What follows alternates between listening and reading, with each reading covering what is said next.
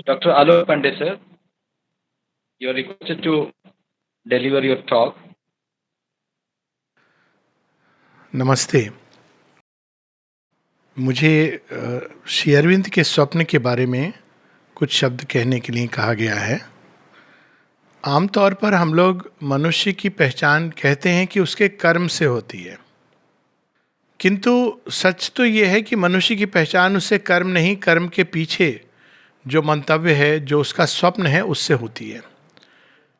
बहुत बार कोई व्यक्ति बहुत बड़ा कर्म करता है, देखने में बहुत बड़ा होता है, लेकिन उसके पीछे जो उसका स्वप्न है वो बहुत छोटा होता है। ऐसे लोग हैं जो मनुष्य की सेवा, राष्ट्र की सेवा, भगवान की सेवा तक इन शब्दों का प्रयोग करते हैं, लेकिन वास्तव में वो अपने अहंकार को पोषित करना चाहते हैं। वहीं बहुत बार एक छोटा सा कर्म बहुत बड़े स्वप्न से प्रेरित होता है। जैसे हम रामायण में देखते हैं कि गिलहरी ने कुछ कण समुद्र की रेत के समुद्र में डाले, इस भाव से कि इस प्रकार से मैं थोड़ा सा इस काम में, भगवान राम के काम में सहयोग दूंगी।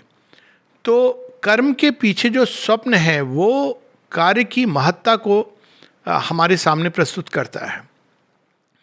तो जब भी किसी को बदलना होता है तो हम लोग दो तरीके अपनाते हैं। एक, हम लोग सोचते हैं कि गवर्नमेंट को बदल दो, सिस्टम को बदल दो, और ये सारे जो ऑर्गेनाइजेशन है उसको बदल दो, संस्था को बदल दो। लेकिन भगवान को जब बदलना होता है इस संसार को, तो वो क्या करते हैं, वो हमारे अंदर के स्वप्न को बदल देते हैं।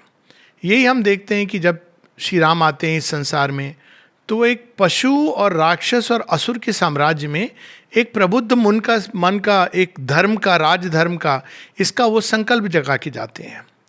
जब बुद्ध आते हैं तो हम देखते हैं कि वो एक पीड़ा से ग्रसित मनुष्य, जिसको नाना प्रकार के कष्ट हैं, उसके अंदर एक मोक्ष के मार्ग का संकल्प जगा के जाते हैं। जब श्री कृष्ण आते हैं तो इस संसार के अंदर एक आनंद और स्वतंत्र, किस तरह से आदमी सच्चे मायने में ट्रूली फ्रीडम और डिलाइट में जी सकता है, इस स्वप्न को जगा के जाते हैं। और अब जब श्री अरविंद आते हैं तो वो किस तरह से दिव्य पूर्णता जो हम सब चाहते हैं इस संसार में, उसको धरती पर कैसे स्थापित हो, और वो ना केवल कैसे स्थापित हो, वो स्थापित करने का मार्ग, ये सब हमको बता के जाते हैं। तो ये जो स्वप्न है वास्तव में यही कालांतर में फलित होते हैं, क्योंकि ये भगवान के स्वप्न हैं। दो प्रकार के मनुष्य हैं। एक जो साधारण स्वप्न देखते हैं, जैसे मेरा परिवार, खान पीन, घर द्वार, इसको देखते हैं, वो एक साधारण कैटेगरी के मनुष्य हैं। उसके लिए वो बहुत बड़े बड़े काम करते हैं, लेकिन उनके स्वप्न छोटे होते हैं। और दूसरे प्रकार के मनुष्य हैं जिनके स्वप्न विश्व विराट होते हैं।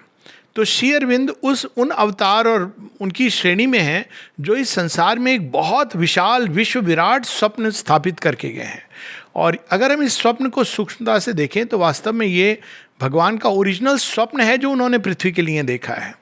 तो वो स्वप्न क्या है ये जानना जरूरी है, और उन स्वप्नों के साथ अगर हम अपने आप को अलाइन कर सकें, क्योंकि जब भगवान स्वप्न जगा के जाते हैं तो पूरी सृष्टि उसको संपूर्ण करने में संलग्न हो जाती है। पूरी प्रकृति उस स्वप्न को पकड़ती है और उस दिशा में अपनी दिशा कर लेती है। लेकिन यदि हमारे निजी के स्वप्न उसके साथ अलाइन नहीं है तो वो हम चोट खाते हैं, मार खाते हैं, क्योंकि अल्टीमेटली प्रकृति और काल उसी स्वप्न को पूरा करेगा जो भगवान ने देखा है। इसी को उपनिषदों में इस प्रकार से बताया गया कि एक सुषुप्ति की अवस्था, स्वप्न अवस्था और एक जागृत अवस्था। तो स्वप्न अवस्था से जागृत अवस्था की तरफ हर चीज़ प्रकट होती है। तो कौन से स्वप्न हैं जो श्री अरविंद इस धरती के अंदर ना केवल जगा करके गए हैं, बल्कि उनको जहाँ तक संभव था पूर्णता तक लेके गए हैं। और श्री अरविंद उन स्वप्नों की बात करते हैं अपने 15 अगस्त 1947 के मैसेज में। पहला स्वप्न वो कहते हैं कि मेरा स्वप्न था कि भारत स्वतंत्र हो, लेकिन साथ ही बताते हैं कि भारत की पॉलिटिकल फ्रीडम केवल एक चरण है, एक फुटस्टूल है। भारत की सच्ची स्वतंत्रता है कि वो स्वराज, वो भारत की आत्मा जागृत हो और अपने आप को अभिव्यक्त करे। तो केवल स्वतंत्र political freedom is a step towards the true spiritual freedom, जो भारत के अंदर जो हमारी विरासत है। लेकिन पॉलिटिकल फ्रीडम जरूरी है, क्योंकि पराधीन सपने हो सुख नाई। जो पराधीन है वो अपने स्वप्न को क्या साकार करेगा, उसको स्वप्न देखने का अधिकार ही समाप्त हो जाता है। तो भारत की स्वतंत्रता पहला स्टेप था towards the fulfilment of India spiritual destiny. तो ये प्रथम स्वप्न है श्री अरविंद का, और उनके ही जीवन काल में, उन्हीं बाहर के जिसको हम कहते हैं जीवन काल, उन्हीं के जन्मदिन के अवसर पर हम देखते हैं कि भेंट के रूप में भारत की स्वतंत्रता मिलती है। लेकिन श्री अरविंद कहते हैं कि मेरा स्वप्न अधूरा रह गया। अधूरा दो स्तर पे रह गया। एक तो ये कि भारत को अभी स्पिरिचुअल फ्रीडम मिलनी है, उस दिशा में भारत धीरे धीरे जा रहा है, लेकिन अभी भी वो बहुत कुछ पुराने रूढ़िवादिता इत्यादि से जकड़ा हुआ है, पर वो उस दिशा में जा रहा है, ये बात स्पष्ट देखने में आ रही है। लेकिन वो आधा अधूरा इसलिए रह गया क्योंकि श्री अरविंद कहते हैं कि मेरा जो स्वप्न है भारत के लिए वो अखंड भारत का है। अखंड भारत का हम लोग अगर आश्रम में आएंगे तो मानचित्र देखेंगे प्लेग्राउंड में लगा हुआ है। और अखंड भारत इसलिए आवश्यक है, अखंड भारत एक पॉलिटिकल आइडियोलॉजी नहीं है, ये एक स्पिरिचुअल फुलफिलमेंट की एक प्रोसेस है। यदि हमारे हाथ कटे हुए हों, एक हाथ कटा हुआ व्यक्ति कितने भी अच्छे विचार अपने मन में ले आए, या एक गूंगा व्यक्ति, वो बोल नहीं पाएगा, लिख नहीं पाएगा। तो भारत की अपनी एक सत्ता है जहाँ पर ऋषियों का तप हुआ। और अगर आप वास्तव में देखें भारत भूमि के पुराने इतिहास को, तो अफगानिस्तान से लेकर बर्मा तक ये भारतवर्ष का ही संप्रसारण है। सारा श्रीलंका, ये सब एक ऐसा स्थान है, एक ऐसी भूमि है जिसको हम ऋषि भूमि कह सकते हैं। और इस पूरी भूमि में एक तप हुआ है, एक ऐसी ऊर्जा को यहाँ पर स्थापित किया गया है जो कालांतर में पूरे विश्व को सहायता करेगी। तो इसलिए एक अखंड भारत आवश्यक है, ताकि फिर से हम जैसे जैसे अपनी बाहरी सत्ता को रिक्लेम करते हैं, वैसे वैसे हमारे अंदर जो आत्म जागृति की प्रक्रिया है और उसकी अभिव्यक्ति है, वैसे वैसे वो हमारे अंदर बढ़ती है। तो श्री अरविंद का पहला स्वप्न अखंड भारत का, स्वतंत्र भारत का। वो कहते हैं कि भारत स्वतंत्र तो हो गया है लेकिन अखंड अभी नहीं है, और कहते हैं कि the division must go and will go. लेकिन वो एक परम आश्वासन देते हैं कि आज नहीं तो कल, और किस प्रकार से होगा। माता जी ये भी बताती हैं कि डिवीज़न किस प्रकार से जाएगा, जो भारत पाकिस्तान ये डिवीज़न हम देख भी रहे हैं कि उस दिशा में बांग्लादेश पहले मुक्त होता है, फिर एक कन्फेडरेशन नेशन बनेगा, जम्मू कश्मीर में अभी एक प्रकार की फ्रीडम हुई। तो ये चीज़ होनी है क्योंकि ये भगवान का स्वप्न है और उनका संकल्प है, और कोई भी शक्ति इस संकल्प के मार्ग में खड़ी नहीं हो सकती। यंत्र बन जाएंगे, इस तरह की सिचुएशंस डेवलप हो जाएंगी, लेकिन अंततः ये स्वप्न सिद्ध होगा। उसका बाहरी रूप क्या होगा ये एक अलग बात है। दूसरा स्वप्न उनका है कि केवल भारत नहीं उठेगा, एशिया उठेगा। जब भी एक भूमि, तपोभूमि, यज्ञ भूमि जागृत होती है तो उसके आसपास के वातावरण पर प्रभाव पड़ता है। और ये सेंचुरी, जैसे प्रीवियस सेंचुरीज हम देखते हैं कि यूरोप की थी, तो यूरोप काफ़ी डेवलप करता है हर चीज़ में। अब हम देखते हैं बिल्कुल स्पष्ट हो रहा है कि यूरोप कहीं ना कहीं वो नीचे की ओर जा रहा है हर लेवल पर। अभी तक वो, क्योंकि उसने अपने उत्कृष्ट समय पर जितने भी सिस्टम्स डेवलप किए, ऑर्गेनाइजेशन डेवलप किए, उनको परफेक्ट किया, तो वो सब अभी हैं। लेकिन हम देखते हैं कि अंदर से कोई चीज़ उसको खोखला करती जा रही है। और वहीं हम देखते हैं कि अब भारत, उन्होंने कहा कि एशिया जागृत होगा, तो एशिया की कंट्री भारत, जापान, चीन इत्यादि वे सब राइज कर रहे हैं, क्योंकि ये एक दूसरा स्वप्न है जो श्री अरविंद भारतवर्ष के बारे, ये इस संसार के बारे में देख के गए हैं। तीसरा स्वप्न वो बताते हैं कि विश्व बंधुत्व की ओर, वर्ल्ड यूनिटी की ओर एक प्रयास। तो अब तक कई बार हम लोग यूनिटी की बात करते हैं, तो इसमें हमें दो चीज़ें समझनी है कि रिलीजियस बेसिस पर जब यूनिटी होती है तो हम अक्सर एक रिलीजन या सेक्ट की यूनिटी पर रुक जाते हैं। फॉर इंस्टेंस, अब इस्लाम में यूनिवर्सल ब्रदरहुड की बात है, लेकिन वो brotherhood is brotherhood of Muslims.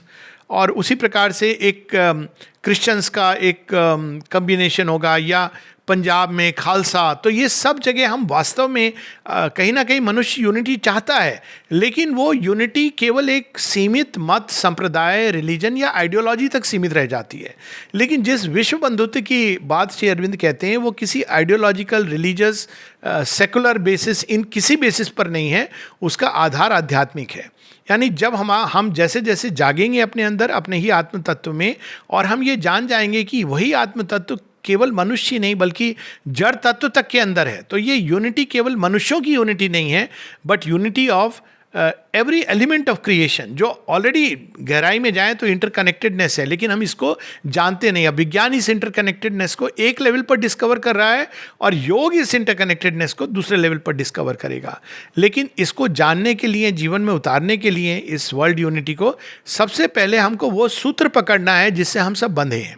वो सूत्र ना भाषा हो सकती है, ना कोई बाहरी रूपरेखा, वेशभूषा, ना वो कोई बाहरी कस्टम ट्रेडिशन, कोई ये बाहरी चीज़ें वो कॉमन सूत्र नहीं हो सकती हैं इसमें। तो ये तो परिवर्तनशील चीज़ें हैं।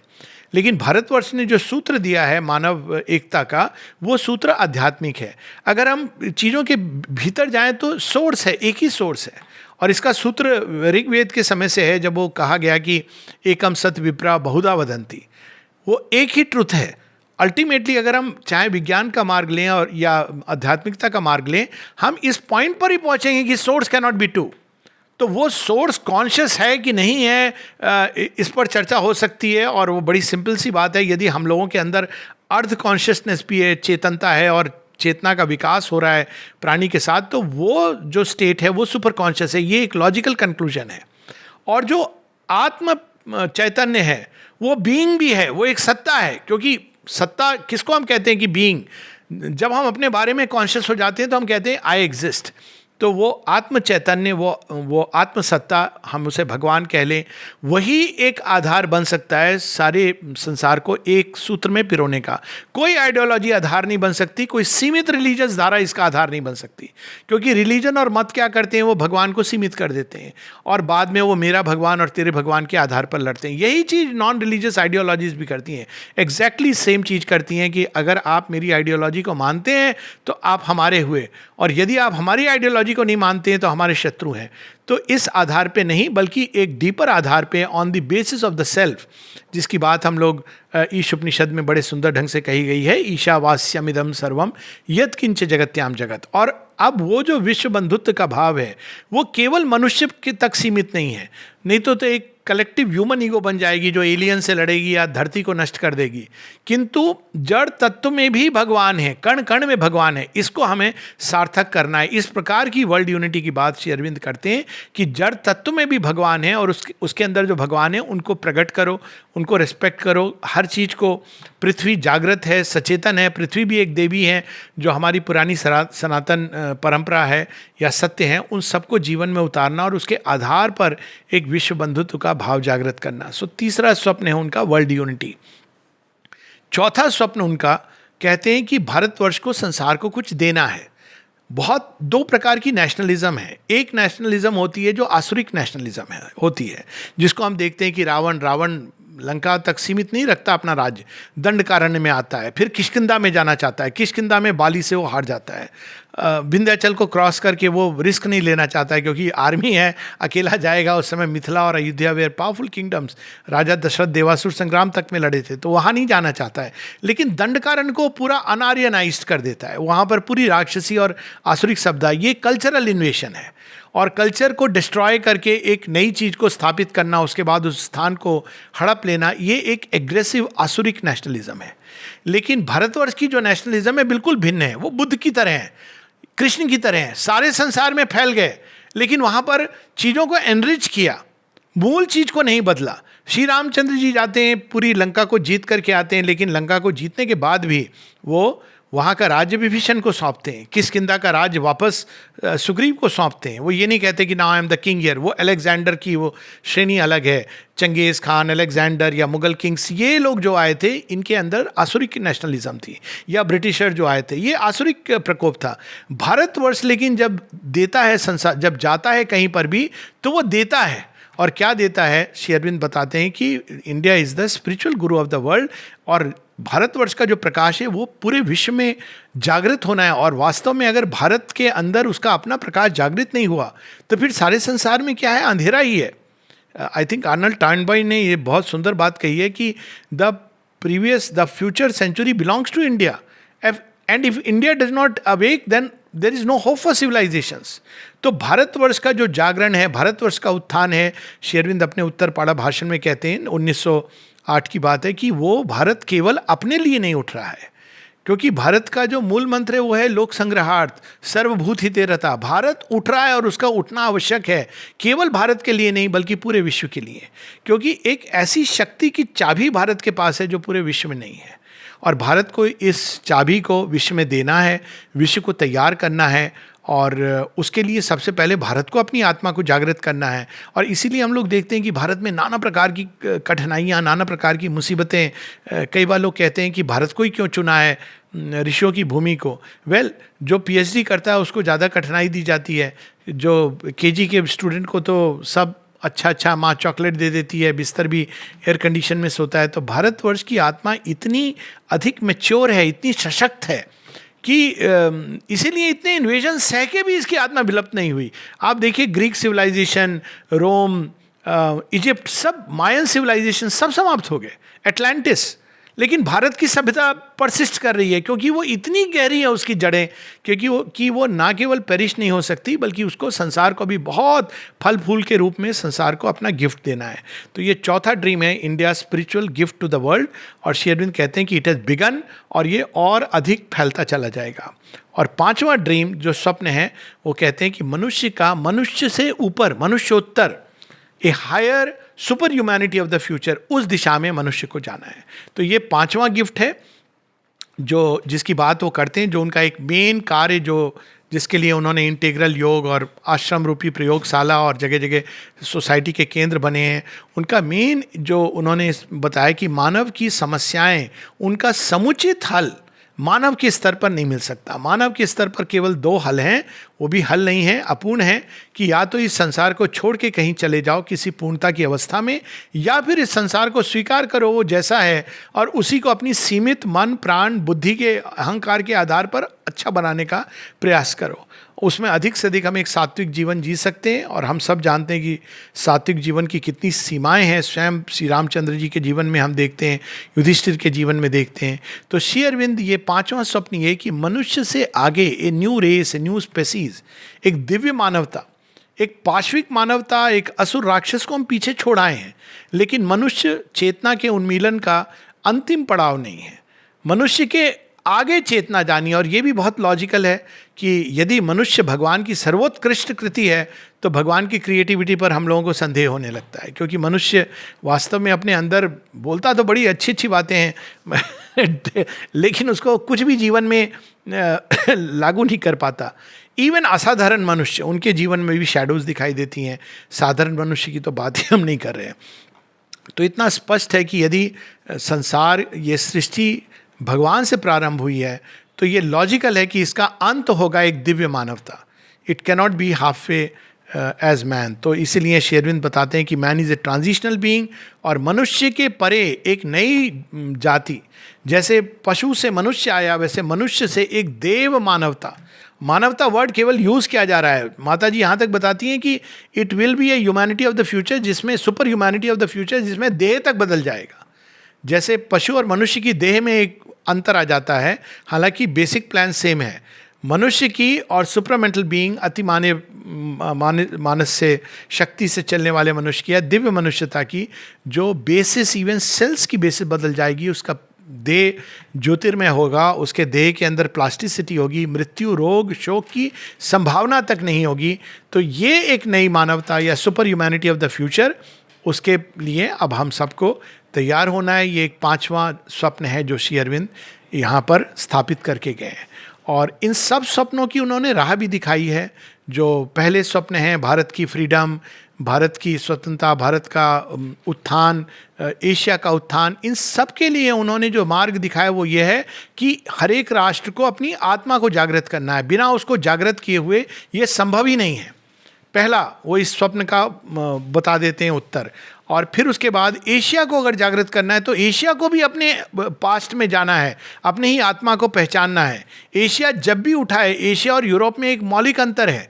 यूरोप हमेशा देहात्म बोध के साथ उठता है, हालांकि उसके अंदर एक चिंतन की वो है, लेकिन एशिया के अंदर एक आध्यात्मिक प्रकृति और प्रवृत्ति है शुरू से। तो एशिया का उत्थान तभी हो सकता है जब उसके अंदर से एक आध्यात्मिक सत्य का जागरण हो। और जो चौथा स्वप्न है उनका, उसके विषय में वो ये बताते हैं कि जो भारत का जो स्पिरिचुअल गिफ्ट है संसार को, वो प्रारंभ हो गया है, और वो अनेकों माध्यम से, लेकिन वो भी तभी संभव है जब हम पहले अपने अंदर योग को रिडिस्कवर करें। एक चीज़ बड़ी स्पष्ट रूप से कह देते हैं कि यदि हम स्वयं नहीं जानते कि योग क्या है, अध्यात्म क्या है, तो हम संसार को, आधे बेग्ड लोग संसार में, आधा ज्ञान, आधा, जैसे कहा गया उपनिषदों में कि ब्लाइंड लीडिंग द ब्लाइंड, तो वो अवस्था हमारी नहीं होनी चाहिए कि हमने थोड़ा सा योग किया, थोड़ी सी एक्सरसाइज सीख ली। आज भी भारतवर्ष से योग एक शब्द प्रचलित हो गया है, लेकिन क्या हम जानते हैं कि योग क्या है? अभी भी आप एक एवरेज भारतीय से पूछिए योग क्या है, तो वो कहेगा a set of exercises for the body and mind, बस इसके आगे वो नहीं जानता। या अगर बहुत अधिक बोलेगा तो योग के नाम से वो कहेगा ध्यान, उसके आगे वो नहीं जानता। तो अभी पहले हमको वो डिस्कवर करना है अपने अंदर योग की शक्ति को, तब हम किसी और को गिफ्ट दे सकते हैं। आखिर हमारे पास ही अगर, जैसे श्री रामकृष्ण परमहंस कहते थे कि तूने जब जमा ही नहीं की पूंजी तो खर्च क्या कर रहा है। तो ये उस तरह के लोगों की बात है जो अपने ब्लैंक चेक लिखते लेते हैं लेकिन उनके अकाउंट में कुछ नहीं होता, सब बाउंस बैक करता है। तो भारत को योग का गिफ्ट देना है संसार को, लेकिन पहले श्री अरविंद कहते हैं mere spread of the ideal is not sufficient, we want real yogins. तो हमको योगनिष्ठ होना है। और पांचवी जो चीज़ है, मानव एकता के लिए श्री अरविंद ने ऑरोविल की स्थापना माता जी करती हैं कि दुनिया भर के, उसका सूत्र ये देती हैं कि मनुष्य, अलग अलग श्रेणी के मनुष्य साथ मिलते हैं लेकिन डिस्ट्रक्शन के लिए। लेकिन ऑरोविल एक ऐसा स्थान है जहां दुनिया भर के मनुष्य मिलते हैं एक न्यू क्रिएशन के लिए। तो जब दुनिया भर के मनुष्य साथ आएंगे, यूनाइट करेंगे, किसी एलियन से लड़ने के लिए नहीं, किसी डूम्सडे से बचने के लिए नहीं, बल्कि एक नव सृष्टि के निर्माण के लिए, तब हमें ये मानना चाहिए कि मानव एकता का सूत्र हमको मिल गया है। तो वो चौथे स्वप्न की बात है। और पांचवें और अंतिम स्वप्न के लिए उन्होंने इंटीग्रल योग या सुपरमेंटल योग या वेरी सिंपली मदर्स योग, कि जो भी माँ की ओर मुड़े हैं वो नव सृष्टि के मार्ग पर चल रहे हैं। तो ये पांचों स्वप्न हैं। उन्होंने धरती पर इनको, धरती पर मनुष्य के मन में, उसके कल्पना में, उसकी एक गहरी भूमि में, उसके सोल के अंदर इसको डाल दिया है। अब कौन होंगे, कौन चलेंगे, उसमें एक छोटी सी कहानी के साथ हम समाप्त करेंगे। क्राइस्ट से किसी ने पूछा कि आप इतनी सारी बातें बोलते हो अच्छी अच्छी, लेकिन लोग तो अंत में कुछ, सब आपके सामने हाँ हाँ करते हैं लेकिन अपने अपने ढंग से पकड़ते हैं। तो क्राइस्ट ने कहा मुझे पता है, तो फिर आप ये सब क्यों करते हो? कहते देखो मैं तो खेती करता हूँ। अच्छा खेती करते हो आप, क्या मतलब? कहते मैं तो जाके जगह जगह स्वप्न डाल देता हूँ, बीज डाल देता हूँ। तो कोई भूमि इतनी कठोर होती है कि वहाँ कितने भी बीज डाल दूँ कोई फर्क नहीं पड़ेगा। कुछ इतनी नरम होती है कि सारे तरह के बीज चले जाते हैं। तो कुछ ऐसे भी लोग हैं उनको स्पिरिचुअल, तो उसमें जो भी एक शब्द यूज कर दिया स्पिरिचुअल, वो उसको स्पिरिचुअल मान करके लेते, लेकिन उसमें कोई भी चीज़ जड़ नहीं पकड़ती। और कुछ ऐसी भूमि होती हैं, हजारों में एक, मनुष्य नाम सहस्रेणु जिसकी बात गीता करती हैं, जहाँ वो जड़ पकड़ने लगता है, लेकिन वो थोड़ा बड़ा होता है तो वीड्स वगैरह वो थोड़ा बड़ा होके स्पिरिचुअल एम्बिशन, स्पिरिचुअल लस्ट, सारी तरह की चीज़ें उसको समाप्त कर देती हैं। तो एक आध कोई होता है मनुष्य नाम सहस्रेणु जिसके अंदर ये बीज पूरा वृक्ष बनता है और वो फिर हजारों बीज संसार में प्रकट करता है। उनके लिए मैं ये सारा कर्म कर रहा हूँ। तो श्री अरविंद ने भी धरती के अंदर ये बीज डाल दिया है स्वप्न के रूप में। कोई आवश्यक नहीं कि ये 10,000 लाखों लोग इसके अनुयायी बने। श्री अरविंद ये नहीं चाहते हैं, वो कहते हैं 100 कंप्लीट मैन आर इनफ। और सच भी बात है कि ये, लेकिन ये भूमि में जा रहा है, संसार में जा रहा है, परंतु यदि कुछ भी लोग हैं जो इस स्वप्न को पकड़ लें और इस दिशा में अपने कदम बढ़ाने शुरू कर दें, तो इवन उसके बिना माँ कहती हैं this dream will realise itself because is the dream of the supreme. लेकिन यदि हम सचेतन रूप से इसको करेंगे तो सब आनंद होगा। माँ की वाणी के साथ समाप्त करेंगे। माँ ने कहा the future of the earth depends on a change of consciousness and the change is bound to come. ये तो होगा ही होगा क्योंकि भगवान के स्वप्न हैं। तो फिर कहती हैं but it depends upon us whether we consciously collaborate with the change or the change is thrust upon them with the power of crashing circumstances. हमें केवल इतना चुनाव करना है कि हम इस स्वप्न को पकड़ करके इसको जागृत अवस्था में लाने के लिए प्रयासरत करें सचेतन रूप से, या सर्कमस्टांसेस ऐसे बन जाएं कि हमारे पास कोई चारा नहीं रहे सिवाय त्राही त्राही में इंसान क्या करता है, वो यही करता है कि भज गोविंदम भज गोविंदम। ठीक है, नमस्ते, थैंक यू।